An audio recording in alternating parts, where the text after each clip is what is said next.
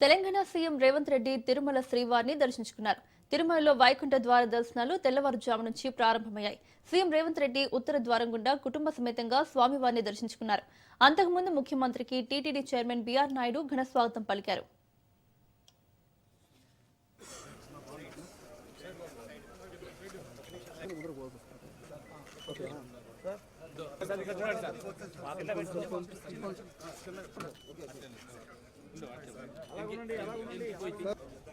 Okay, move. Sir, please. Okay, sir.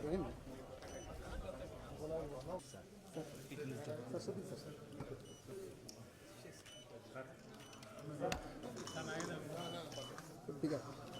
Kumar.